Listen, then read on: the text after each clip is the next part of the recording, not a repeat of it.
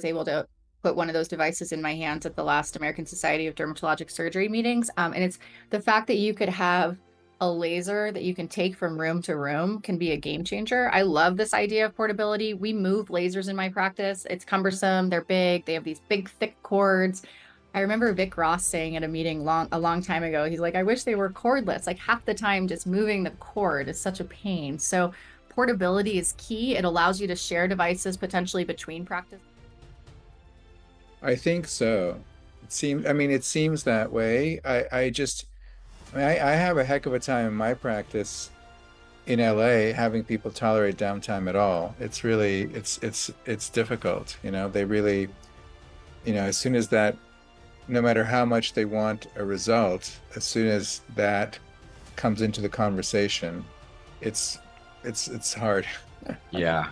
So, Wow. but yeah, I think women deal with it better. My guys can't. Yeah, guys have a hard time thinking that they're going to be down. Yeah, I And agree. so patients appreciate it because it's data driven. So AI is being utilized for consultation software.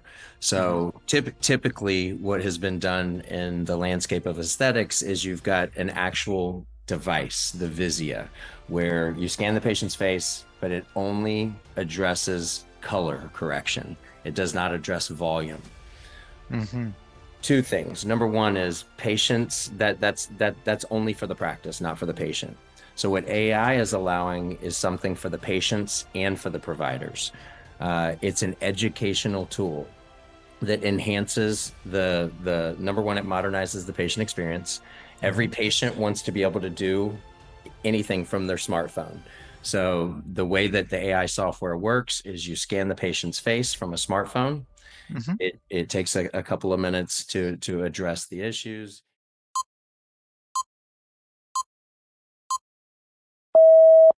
Morning, afternoon, everyone, evening, uh, for some of you who are joining us.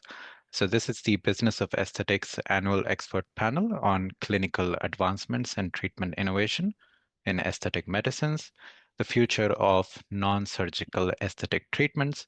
Your moderator, Michael Walker, couldn't be here today, so I'm stepping in for him. And basically today we've got an expert panel for you. We're going to be diving into the forefront of non-surgical aesthetic treatments, what's new, what's next, and how we can integrate these innovations into our practices safely and profitably. So we've got an amazing panel for you today of thought leaders and practitioners to share their expertise. This is the first time they're joining us, so please welcome them to this panel, and I'll take you through the introductions for everyone. And we have a set of questions and topics for everyone to share. So without much further ado, uh, first joining us is Dr. Whitney Hovenic.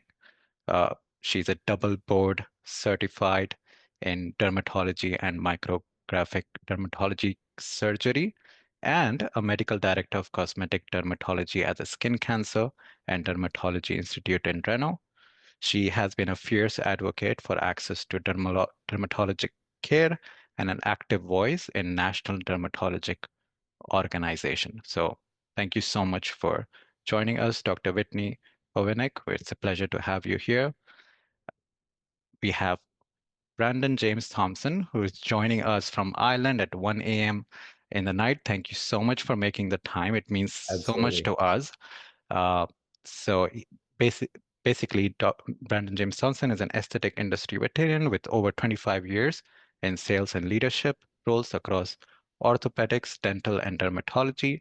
From founding startups, as seen on your screen, to launching AI consultation tool, Brandon has been a force for innovation in the space. And I'm sure we get a lot of AI related questions, Brandon, and I think you will be the de facto voice. So thank you so Okay. much for joining You're at this welcome. time. Thank you for having me. Amazing, amazing. And last but not the least, we have Dr. Alexander Rivkin, right? He's the one search on his Google name, and he'll tell you that he's the global pioneer of non-surgical rhinoplasty, basically invented it himself, and a true leader in cutting-edge non-surgical procedure. He's also a renowned speaker, researcher, and trusted expert to both the aesthetic community and A-list clientele. So thank you so much for being here, Dr. Alex. This is your first time as well. So first time for all of us here, and definitely it's going to be very memorable. The topic for today is emerging trends and Thank you. technologies. Before we go there, yep. So that's the topic. Basically, we're going to, talk about what have been the emerging trends, regenerative aesthetics, best treatment pairing, safety and best practices as per our domains of expertise. We have a list of questions as well that we will go over that have been submitted by users prior to this panel. We can start going through them, but there will be other questions as well that will come during the webinar. And if we have some time left, we'll attend to those questions. All right. So I'll stop sharing, but before I do that, just a bit of disclaimer out there that, if at any point for your practice, if you're looking to gain more number of new clientele, and if you want to learn about the digital marketing strategy of things, feel free to give us a look up. The link will be shared in your chat screen. So you would be able to go to that link and share your details, or you could scan this QR code for if you would like to learn more. And this will be available to you throughout the next hour. Right. All right. So with that said, I'm going to stop sharing and start discussing some of the things that we have here. We've got a lot of questions, and we can begin with Brandon. The question first is for you. No surprise there. So one of our users asked us, the demand for non-prescription solution in medical aesthetics is growing. Can you tell us about the first all-natural, non-RX physician dispensed GLP-2 alternative and how it compares to the current available existing options? Absolutely. So I work directly with a lab as a distributor for peptides. And so peptides can be used for numerous things. The doctors are much more well-versed than I am, but a lot of patients are looking for an all-natural alternative. And so, I mean, I actually did a LinkedIn post last month, and I asked my audience, if there was a GLP-1 alternative that's all natural, would you prefer to take it? And the response was overwhelming. And so GLP-1s work. Over 40 million Americans have tried GLP-1s. And so it's a huge market. We know that. So the thinner is a new product that's an all-natural alternative. It is a sublingual drop. They did a study of over 600 patients where the average patient, now the dietary restrictions were pretty incredible. You had to have underneath 1,000 calories a day. But the average patient lost 26 pounds. Even if the patient, regardless of BMI, were to have a 1,700 calorie diet a day, they would lose 13 to 14 pounds. And so it's all natural botanicals, no side effects. The only patients that can't take it are those women that are pregnant. I see. And the name of the treatment is GLP-1? So GLP-1 is the actual peptide that's a prescription. This is an all-natural over-the-counter. The unique thing about it is that it is the first that's actually healthcare provider distributed. So they're not going to do that. If you look up GLP-1 alternatives, there are no studies. They're not FDA registered, and they're not dispensed through healthcare providers. So those are the true differentiators on top of the study. Amazing. It's very good. Any questions from the panels with regards to what Brandon just shared, or do you want to add further to that? Brennan, can you repeat the name of it? Thinner, THINNR. They're in their launch stage. Are you prescribing GLP-1s at your practice, Dr. Rivkin? Not yet.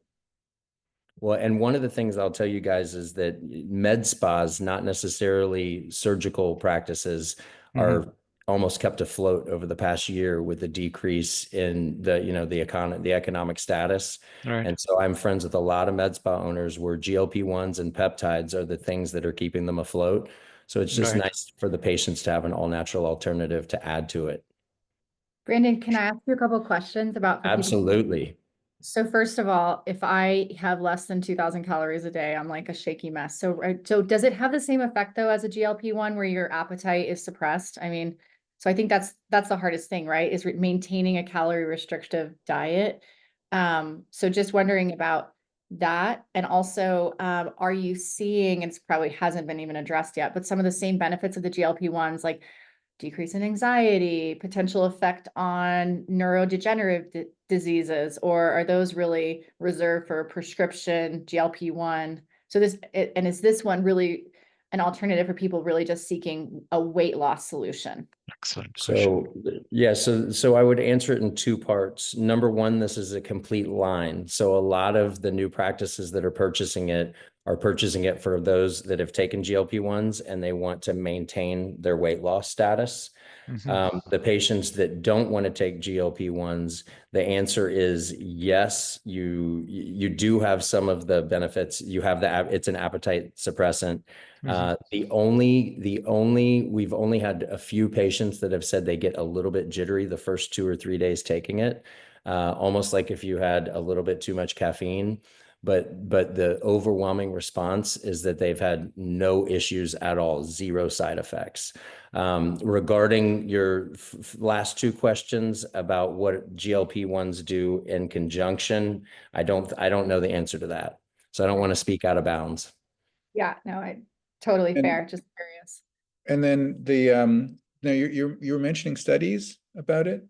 So there's a 600 patient study. They didn't take the BMI, so it was regardless of BMI, and the average patient lost 26 pounds over a 6-week period. 100 patients. Okay, yeah. So I was just wondering how large that was. And the other thing, you guys, that I think is extremely so thinner is they're creating a lifestyle as well. So there's an app included that tracks macros. It tracks, so it really follows your health journey versus just, and I can tell you this from personal experience of friends of mine that have been on GLP-1s, they get their shot. There's very little education in some of these med spas that aren't board certified physicians, and they lose the weight, but they have massive muscle loss. They're not tracking what they eat. They end up losing muscle mass, and then they lose the weight, and then they gain the weight back, and they're more unhealthy than they were before they started. That's what Thinner is trying to avoid by having a lifestyle app that tracks all of your health and wellness versus just the weight loss. Great. Amazing. And is this app available in all sort of devices, Brendan, or restricted to it? Okay. It is, yeah. So in any practice that brings on Thinner, the product line, that every patient that takes it receives the app. I see. That's amazing. In order to have that digital monitoring as well. And I believe that data is shared with their providers as well, who could keep an eye on how this is working and seamlessly transfer results on a consistent routine basis. And it holds the patients more accountable as well. I see. And Dr. Rivkin, the website is getthinner.com. Okay, very nice. Getthinner.com.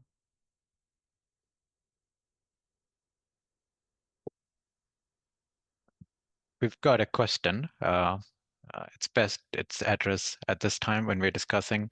One of the audience member asks regarding the financials on Thinner. So in a typical case, somebody looking to achieve the same stats as the average in that study, 26 pounds over a 6-week period, under 2,000 calories. How much did they expect to pay for such a treatment? It's actually practice dependent. So yeah, but I would say it's on par with what you would spend on GLP-1s. So it's going to be a little bit less, but on par with what they would spend on GLP-1s. Got it. With a more comprehensive approach. That's a very good answer. Okay.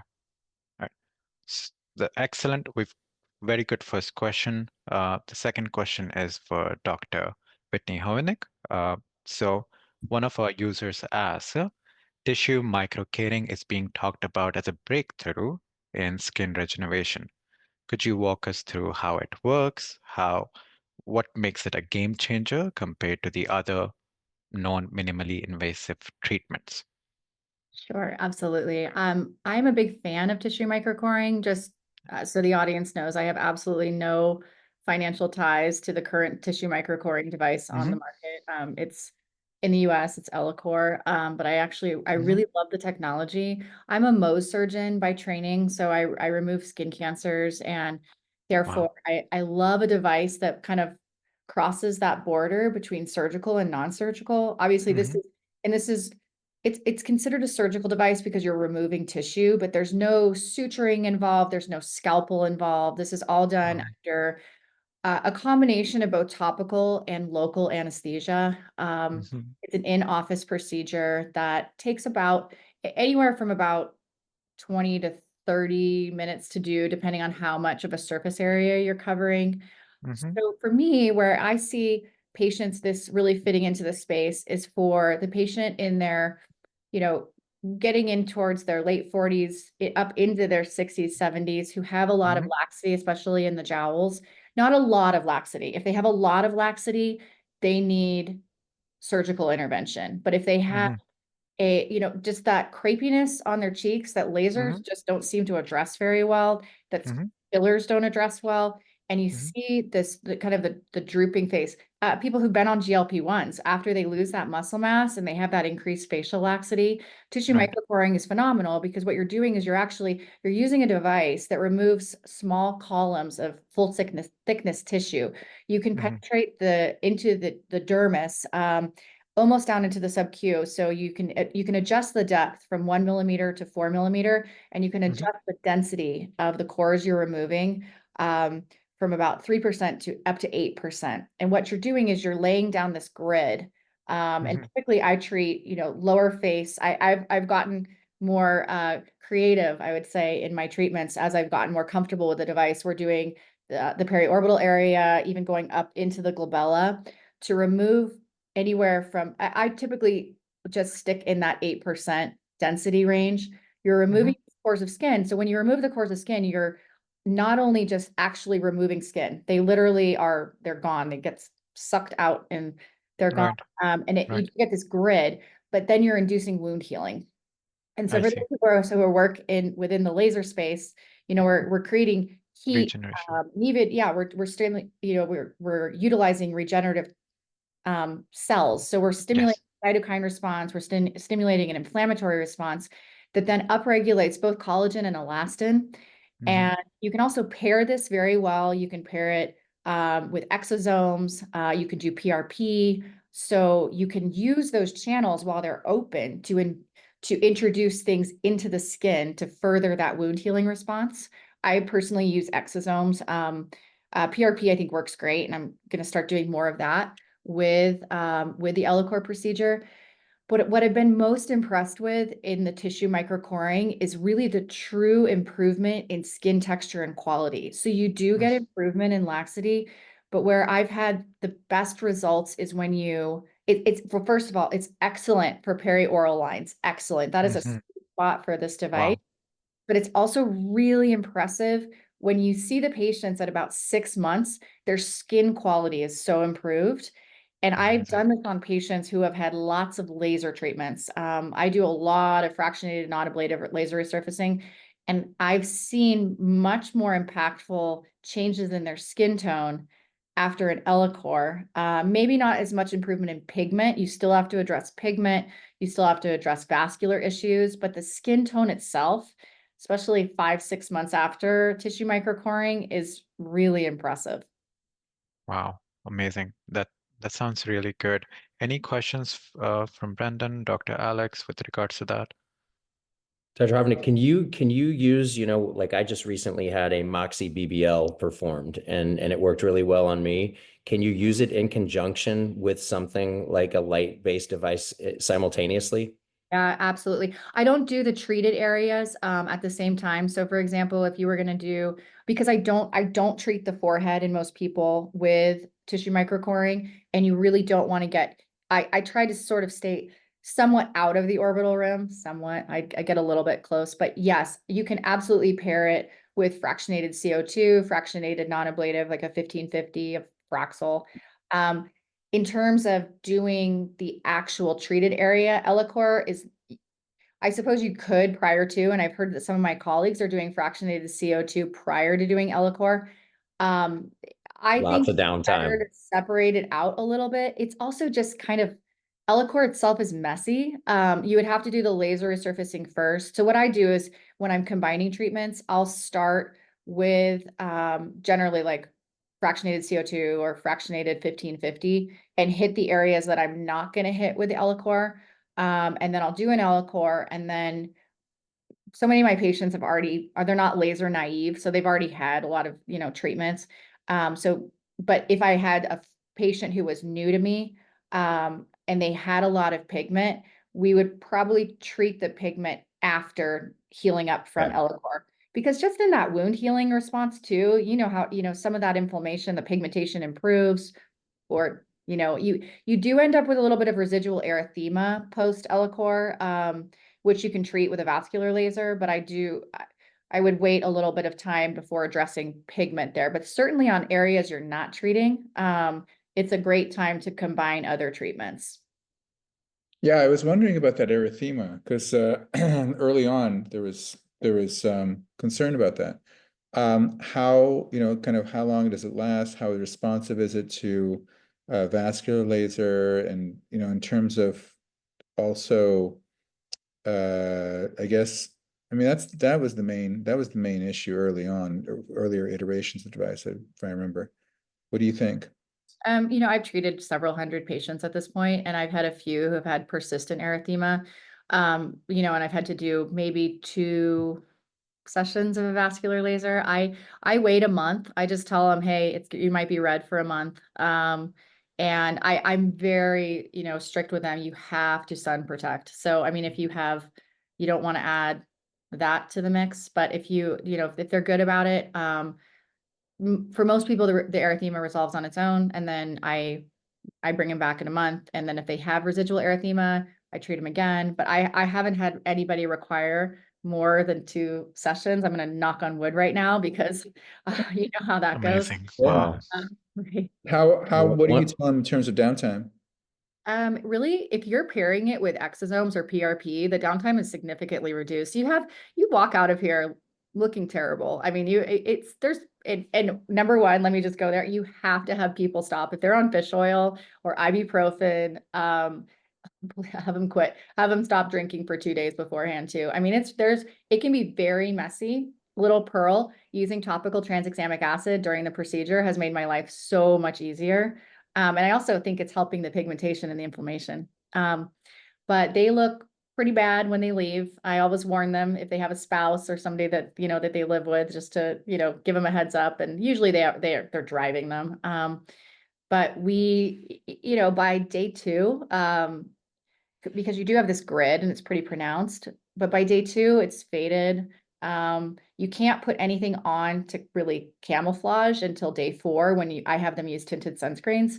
So we're looking at, I give them a 4-day downtime. And then after that, it's hiding the erythema essentially. So, a tinted zinc oxide is really key. But I will tell you, since I added exosomes, it's cut my downtime a lot. And also just minimizing, having the consultation first to talk about things that are going to make them bleed more, because bruising or some of my early patients where we didn't really know this as much, the bruising lasted much longer than the grid lasted. And then I had to bring them in and treat their ecchymoses with a V-beam.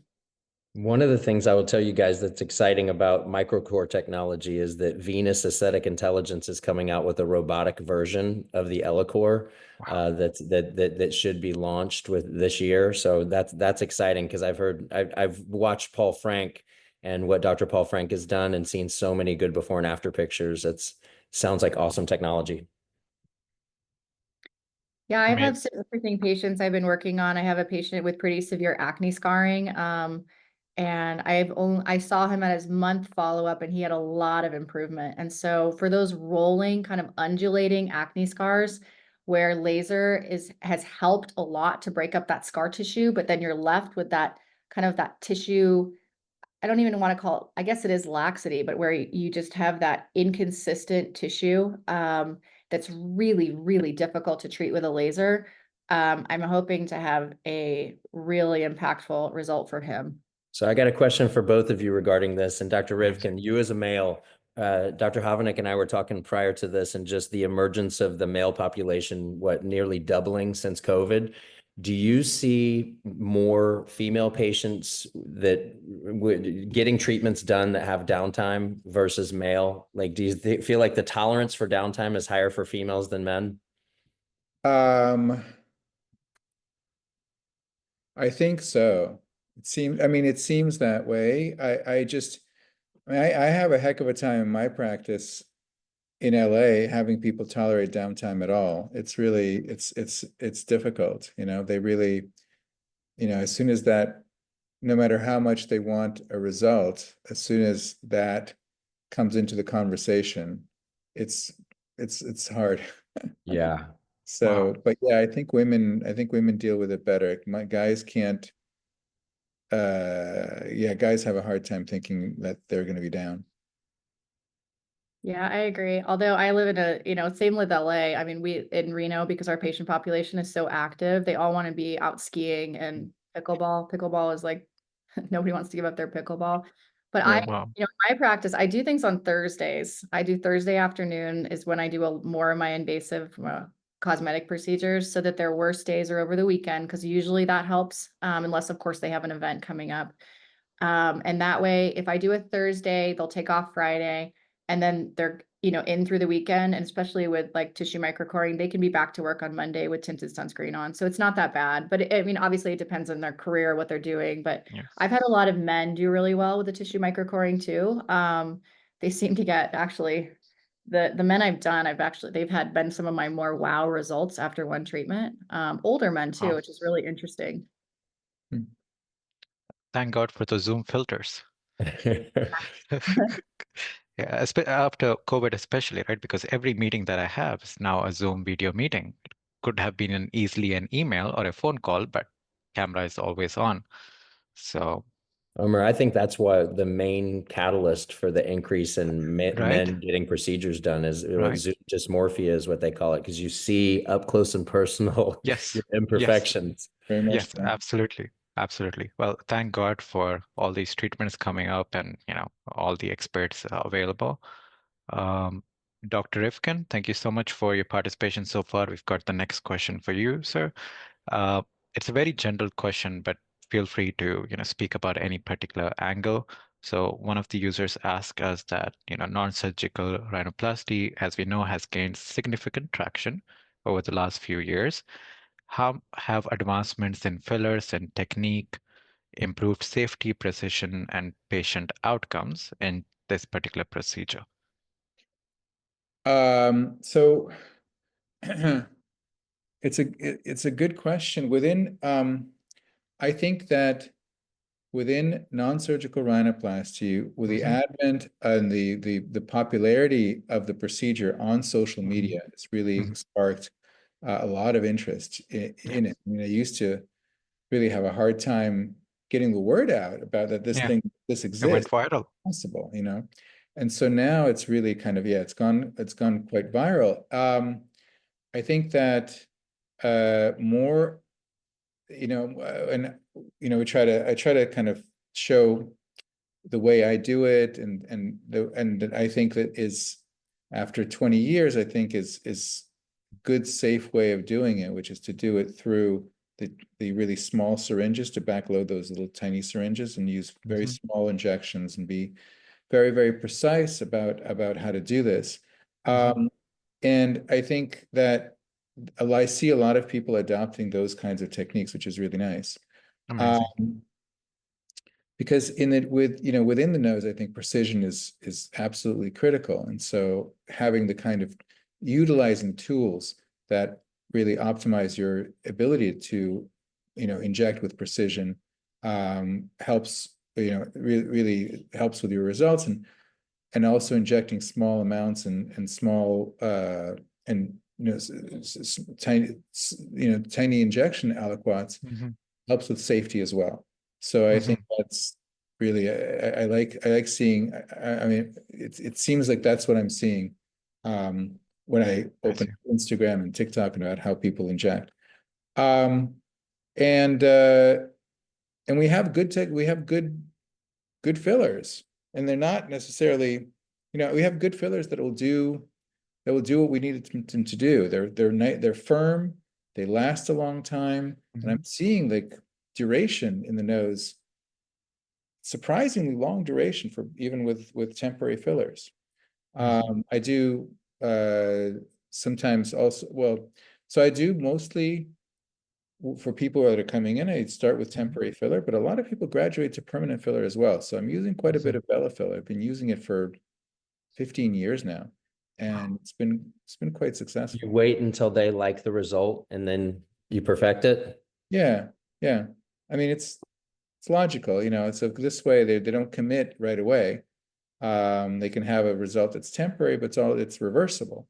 And then, and then if small iterations, exactly how they want it to be, I can reproduce that with using permanent filler. And so that's been nice. I've seen these, I have these, 10, 12-year results that are, super. amazing. So basically less is more when always less is more. And that's the thing. And then also there's techniques that I like, that I've adopted, where you placing filler as more like a column within the membranous septum, really kind of pushing the tip up. And that's been a good addition to my repertoire within the procedure. But for the most part, it really is small amounts and precise amounts and safe amounts that make the difference. Dr. Rivkin, does it help with nasal passage breathing? Just, I've had my nose broken playing basketball a couple of times. Yeah. No, I know everybody laughs this, and I wish I could say yes, it does, but right. Some people it does, where the vault, this external vault is a little bit open with using fillers, and I try to do that. Can work. It's just not for sure. It's variable, unfortunately. Amazing. I have another follow-up questions. Yeah, sorry. Please go ahead. Have you ever helped with people who have like post-Mohs surgery defects? Oh yeah. Okay. Yeah. I'm terrified of filler in the nose, so that's really hard, because the scarring is right on the nose. And so, I mean, with rhinoplasty, the majority of my patients right these days are post-rhinoplasty patients, because it's patients that nobody else is going to inject. And so they come to me. And so that already has some increase in risk factors, because the anatomy is different, the blood supply is different. It's just, you have to be more careful. So I've adopted a lot of safety techniques, and moving the syringe, doing these small aliquots, where I do it safely. But when you talk about post-Mohs, that is, I think, particular risk for ischemia because of the scarring, and it's also risk. And the other problem is that you never know how much elevation you're going to get. So if it's a scar that's quite indented, are you going to be able to fill it to where it's nice and straight? It's always hard to know. I promise them improvement. Because I just never, and I try to just kind of over deliver as much as I can. But it's quite tricky. Amazing. Well, I do feel very comfortable, Dr. Rivkin, what you just shared. I feel like, that makes me intrigued about those treatments, and definitely feel safe about it. We have another question, which seems like a little bit of tangent from what I just shared. So the question is that basically we're seeing at the same time a push towards longer lasting and more customizable injectables. What innovations in dermal fillers or biostimulatory treatments are you keeping your eye on, or are you most excited about right now? I think it's interesting. There's a lot of new ideas Mhm, that are coming down the line. Some of them from the bigger companies, mhm, and like AbbVie, and as well as Galderma, and some from the smaller companies in the field. mhm, So we're using, so now the big biostimulatory injectables are Sculptra and mhm. Radius, with MERS, but I think there's a lot of interest in fillers that have biostimulatory component to them, like I that see. stimulate Dr. the body. Rivkin, question for you. So I'm working with on the recruiting side with Regeneron and the Oh, yeah. salmon sperm facial, but they've 9 months ago they've applied for FDA approval to be an injectable. Is that something that you see being in the future being part of your protocol for the non-surgical rhinoplasty? Oh, for non-surgical rhinoplasty, I don't know. The thing about, I can see that as being very useful for a lot of different things, for a lot of different areas around the face, in terms of it as but where we want a biostimulatory improvement of skin quality, so around the eyes and just all over the place. Yeah. In the nose, though, the nose is such a there's such a area for sculpting where it's just its definition and its precision that's super important. Half a millimeter one way or another really makes a big difference. I don't know how, I'm not sure about it there. You know what I Yeah. mean? No, I know about it's new to me. I was just curious. yeah, but I think that certainly if they can get it as an if they can get it to be approved as an injectable, I think that would be really great, because I hear that's where the big changes really happen, when you can Yeah. get it under the skin. So yeah, that would be great. Amazing. So the next question is for Dr. Hovenic. So follow up to the initial question. Um, Basically, we're still talking about the advancement in non-surgical skin tightening and regeneration, and we want to know about tissue microcaring. How does it fit in a modern aesthetic practice, or how can it be integrated with the other treatments that is available? I really like the way that you position what it is best for in terms of the facial landscape and the demographics, and between someone who has already used laser and is, recovering from that and targeting some of the side effects of that. So how would you integrate it if not already integrated into a practice? Well, first of all, it depends on who's actually doing the treatments in your I practice. see. Tissue microcoring, this is limited to physicians and Right. Okay. practitioners, PAs. That's what the company, they'll only train. Um, it's not a device that you can delegate. Understood. So that's I, one delimiter right. right there. Right, Mm, absolutely. So it is a more, it's not a complicated technology, but I think mhm. it's important. Your overlying neurovascular bundles, it's listed as a surgical device. So it needs to be operated by somebody, in that category of Yeah. provider. But I think it fits really well into, I would not have it as a sole device in a practice. I think Okay. it's something that you bring in when you've already sort of maximized what you're doing in terms of fractionated, ablative, and non-ablative. Hmm. If you have patients who are in that sweet spot in the kind of more, I don't want to call it middle-aged, because it's my people and above, but those of us who are slightly more mature. And it's not a procedure for a 20-year-old. I mean, this is not a Right. young med spa. Probably, that's not going to be a fit for them, but it's Right. uh, in a practice where you're seeing a lot of people in their 40s, 50s, and 60s. I think it fits Got it. nicely. And what it does, Excellent. it addresses the patient population who does not want to have a facelift or a neck lift, or they don't want to do it yet. So what I Mhm. like Dr. Rivkin said, that the tolerance for downtime is getting less and less. And so True. it's a really nice addition to address laxity, skin tone, texture in a patient who says, I'm never going to do a facelift. I don't want the downtime. I don't want Right. surgery. Or they have maybe some comorbidities that would not allow them to go under general anesthesia. I've done this on a lot of older patients who I are, see. they don't want surgery. So I think it Right. fits really well as an Nice. add-in to your practice and if in a busy aesthetics office. Got it. Understood. Those are very clear indications on why and who should choose this. Thank you so much for listing those down. Brendan, I'll get back to you with a very hot topic here, hot question, basically with around AI.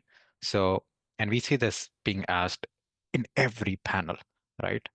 So the user asks, we're seeing more AI and mobile-driven solution in aesthetics.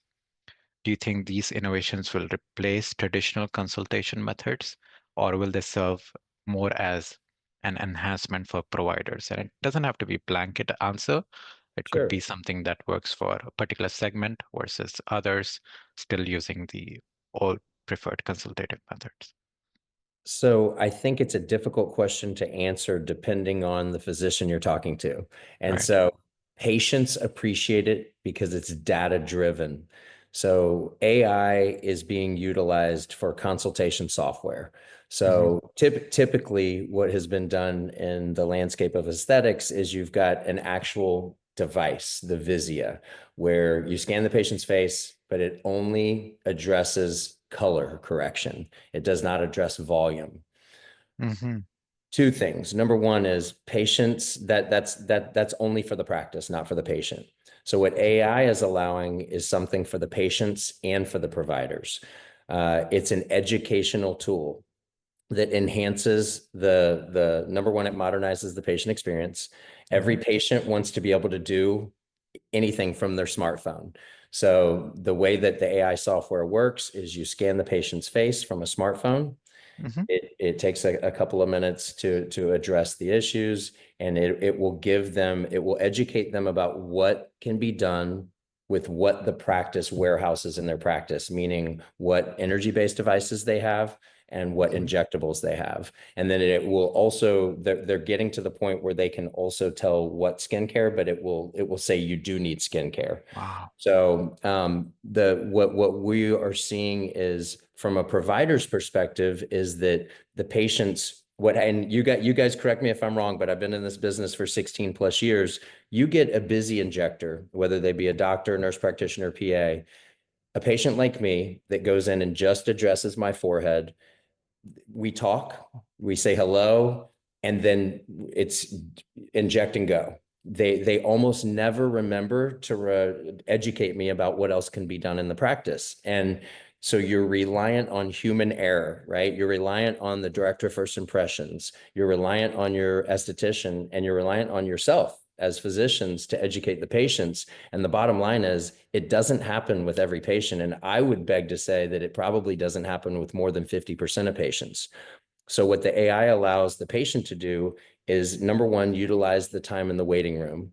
So Hmm. instead of scrolling on Instagram on your phone or old school magazines, which you guys know that there are still offices that have People magazine from 2020, now they can utilize the time, scan the patient's face. The patient's wowed because the practice is obviously cutting edge. The patient then sees that they can have this energy-based device, this injectable, this for color correction. So once they see the provider, this is the number one thing that the number one pushback I've gotten from physicians when educating them about this technology is it takes out the artistry.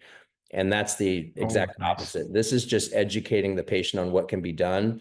And then it's up to the provider to make the final call. But what they're seeing is patients are, number one, obviously getting more procedures done. So a patient that typically comes in to just get injectables is now getting an energy-based device, and they're walking away with skincare. And so it's an educational tool that helps patients understand what can be done. And from the provider's perspective, it utilizes the patient time, decreases the consultation time, and increases awareness and sales. Amazing. Amazing.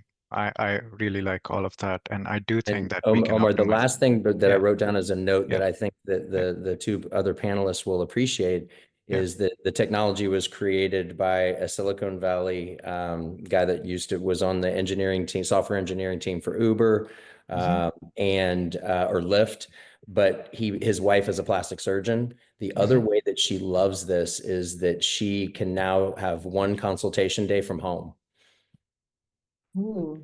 Wow. I would like this tomorrow in my practice, Brandon, I because know you have a 10 and 14-year-old.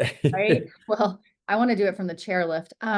But I also think, you know, I don't know how Dr. Rivkin feels about this. I like doing consultations. There's an art to doing consultations, but we say the same thing over and over again. And, you know, I think this sounds like a time saver. I also have, you know, in my practice, patients are either waiting. I do a lot of consultations while I'm doing Mohs surgery because it comes up a lot. We talk about skin damage and ways to help decrease their skin cancer risk, and that leads to a cosmetic discussion a lot of the time. And I think to have this tool while people are sitting in your office and give them some base knowledge before you do the consultation is a game changer, because I think more education prior to seeing the physician. I mean, now it may lead to more questions. There's going to be some patients who are like, oh, you know, I now know every device you have in your practice, and we're going to have a 45-minute conversation about each of them. So, but also just the fact that you can educate prior to walking in the door saves you so much time. It also makes your consultation, I think, much more effective because they know what you're talking about.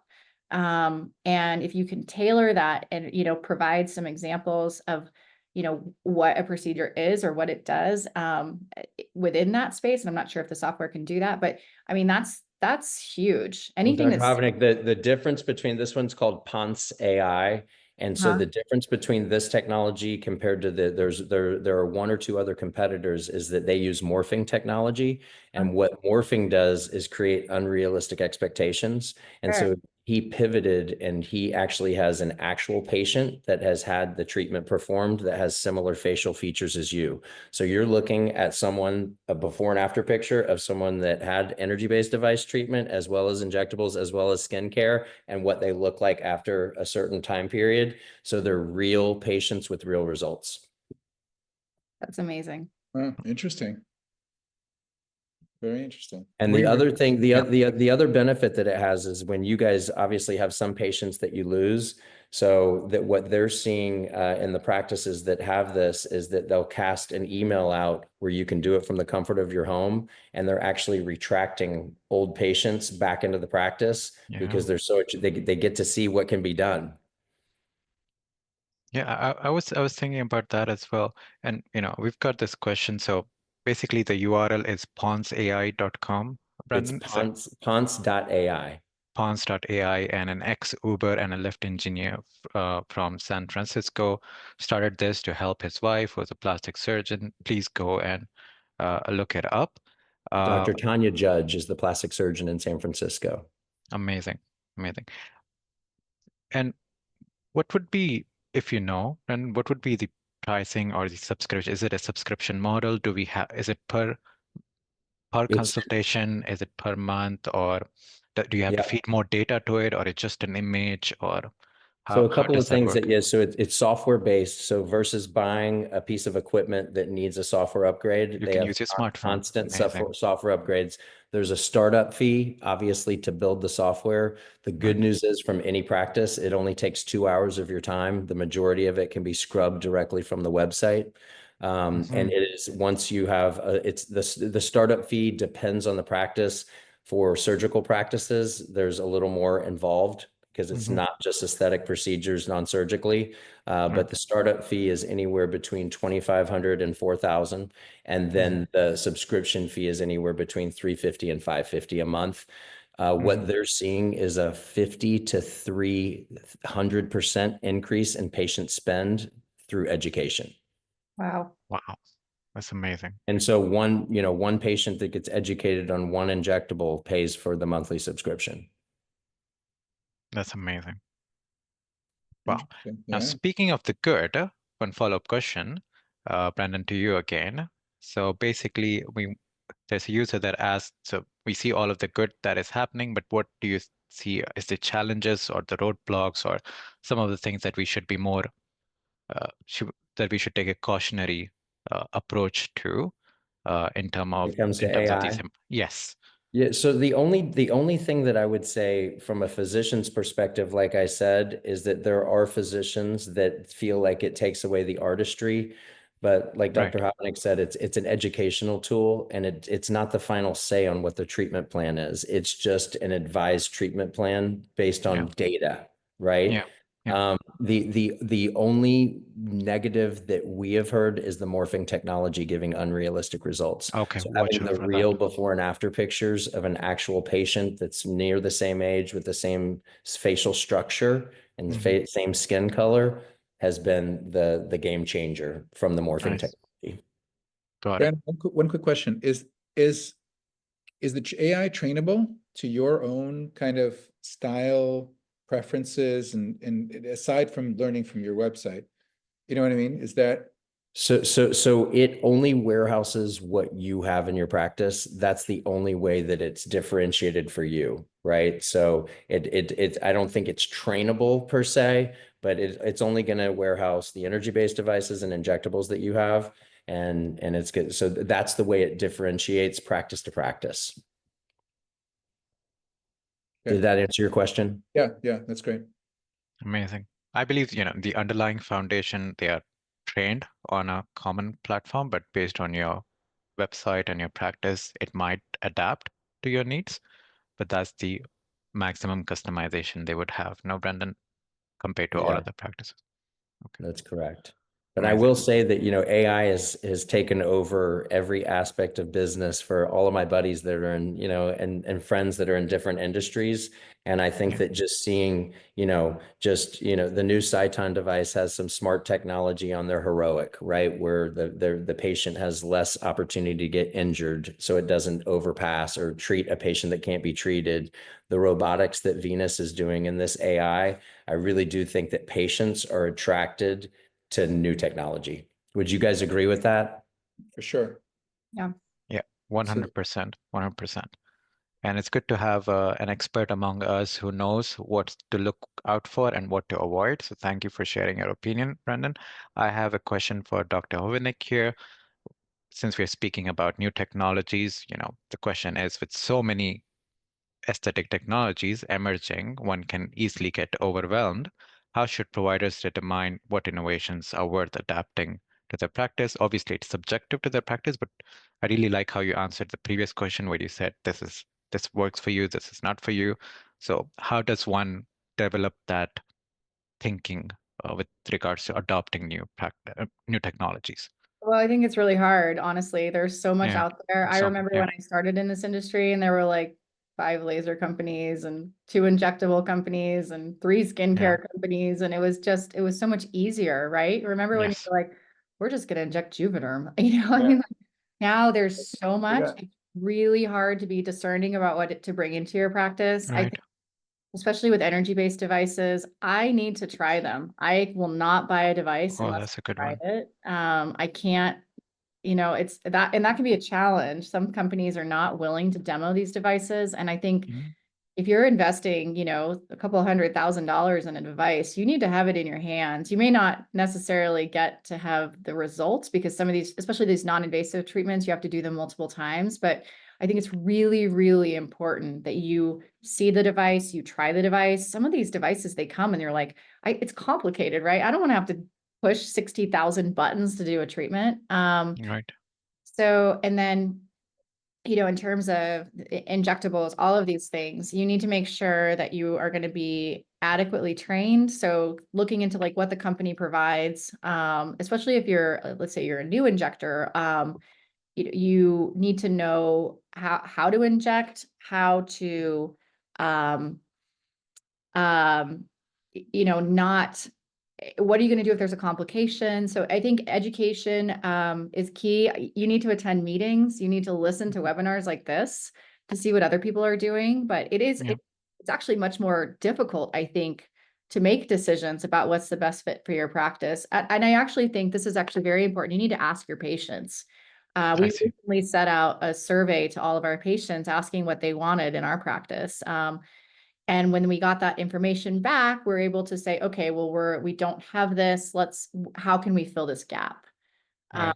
Because you might think something spectacular, but if nobody wants it, then Yeah.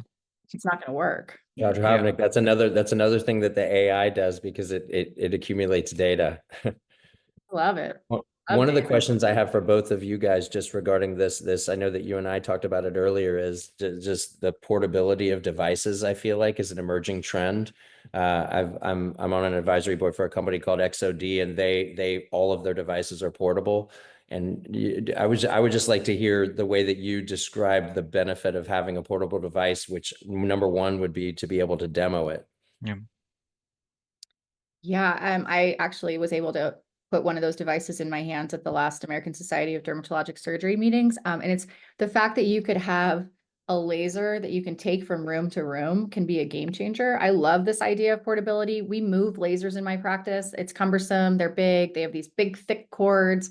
I remember Vic Ross saying at a meeting a long time ago, he's like, I wish they were cordless. Like half the time just moving the cord is such a pain. So portability is key. It allows you to share devices potentially between practices. I mean, we have 11 practice locations in the Reno Tahoe area. If I had a device that we could take to different practices safely, not in a U-Haul van, lasers break when you move them. Oh, yeah. So a portable device is very appealing. I think it can increase productivity for a practice, especially if you're thinking, like, for example, one of our practice doesn't do a lot of aesthetics, and I've been wanting to bring in a more portable device so that we can take it there a week, a month, and see how that market is without investing hundreds of thousands of dollars into a device that has to sit there, or then we have to move back to another practice location. So I think it's Dr. great. Rivkin, we were talking, Dr. Hovenic earlier, there's a new device that the inventor of the Fraxel came out with that's an actual belt that goes What? around.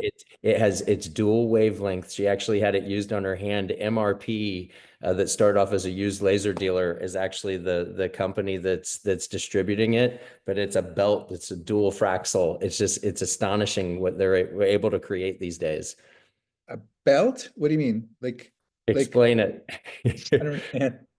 Well, I mean, it can like fit. I mean, I think I have a picture of it somewhere on my phone, but it's small enough. It's like a handheld laser with a handpiece. I mean, it's not, I didn't see the belt feature. So I don't know if somebody else was holding it and doing it on my hand, but I mean, it's very portable. I was actually I was like, no, whatever, you can't get the energy output of like a 1550, Yeah.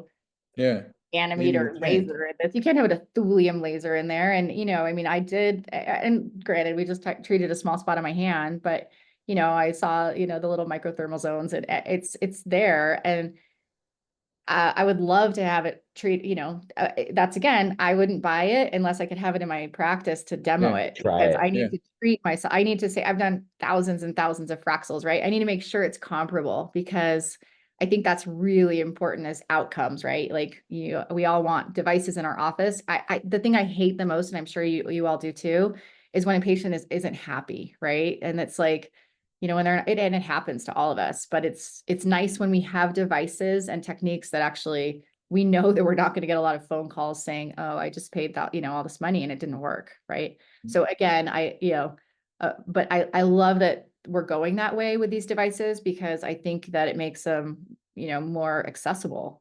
Well, I can tell you as a former device rep, you guys that used to work for Centeron and Cutera, some of these devices like the XLV were I drove a van. I called it Roger the Dodger for years. When I became a dad, I drove a van versus my Escalade and Jeep.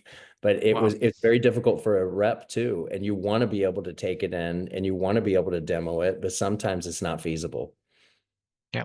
Maybe, Brendan, you could tell us at opportunities where you were compelled or forced to demo for our aesthetic practice owners on the call today who could use these tactics and strategies to get a demo of a device that they really, really like, but like Dr. Hovenic mentioned, that they want to feel it in their hand. What would be some of the working strategies and tactics they can use to have a demo before they put on a purchase order? I mean, I think it's simple. There are some companies that don't want to do it, but if you're a physician and you want to be in control of the purchasing process, you just have to say, look, how can I see this in action? A lot of times what companies will do, because it's extremely expensive to ship these devices to a practice for one demo, it's not feasible. And Makes the sense. device companies, you know, a lot of them aren't as profitable as they used to be. So I think that the best way to get around it is, if you're the physician that wants to see a demo, to offer having other physicians and invite them to your Amazing. practice and line up multiple patients in your practice. What it does for the rep is it proves efficacy. What it does for the business is now you're getting in front of 5 physicians, so it's worth the shipping cost and the time and effort. Excellent. That's an amazing tip. Thank you. We're almost out of time, but if you bear with me, I just have one final question with regards to non-surgical facial enhancements, and this is for Dr. Rivkin. So a user asked what strategies they could use to set themselves apart, or, to have a certain standard in ensuring high patient satisfaction and safety.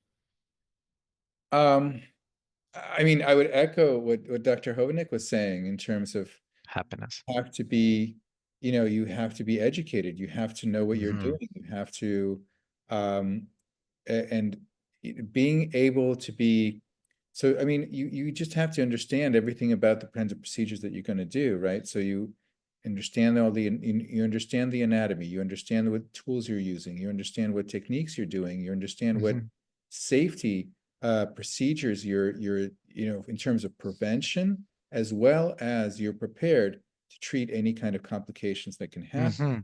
You have to have all that in place as a baseline. Then after that, being able to be, and then after that, it's kind of the old-fashioned thing where you under promise and you over deliver. You're ethical. You don't over inject people. You say no when you have to say no, because those people that you say no to, they're going to bring all their friends and they're going to say, that's the guy that said no to me, and he's not going to hear you wrong. And I think that's really, that's really critical. And it's hard because it means that you have to opt for the long-term gain as opposed to the short-term kind of, temptation. I love the way you put that. That's the first time I've ever heard it versed like that. It's just ethic. You have to keep saying no. The ethics of it all. You have to say no. How many people, you think about it, how many people are you saying no to? You should be saying no to a few people here and there, at least partially. Because people ask you to do things that are not necessarily totally reasonable things to do. And so I think that is, and seeing, I'm just keeping in mind, because this is the funny thing about, right, the business of aesthetics. We're business, it's business, and it's also medical care. And in a time like we're in right now, which is economically can be stressful, can be difficult, people can sometimes pay more attention to the business part than they do to the medical part. And that is a strategic mistake in the long term. So you really have to, you have to keep that in mind, that you have to cultivate the trust. Dr. Rivkin, one of the things that I'll tell you, that the AI, you guys aren't made to be sales. I'm a salesman by trade, right? And one of the things that I'm hearing from physicians is, I didn't sign up to be in sales. And that's where the AI component educates versus sells. And with tough economic times, people feel uncomfortable promoting things because of their pocketbook. And this takes away from that awkward, interaction that you might have with your patients asking for money. I hate that part of the conversation. I hate that part too. Yeah, I can't handle it. Yeah. Wow. Amazing. Well, that's the wrap on our discussion. I hate to end it because it looks like, I'm learning so much today. I'll definitely be reviewing the recording, and I'm sure I'll be getting a lot of requests for the recording. I hope it was an enjoyable experience for you as well. Brendan, I don't know how you do it, 1 a.m. at the night, Thank you so much. And Again, my parents don't know either. They're here and they're just like, how do you get your energy?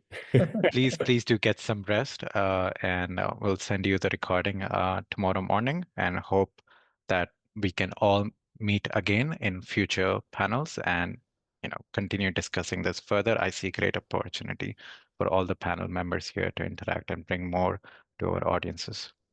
It was a pleasure meeting you guys. Thank you for having us. Thank you. It's Thank a you. pleasure Thank being you. here. Thank you so much. Have a wonderful rest of your evening. Have a good day. Too. Bye. Bye. Bye.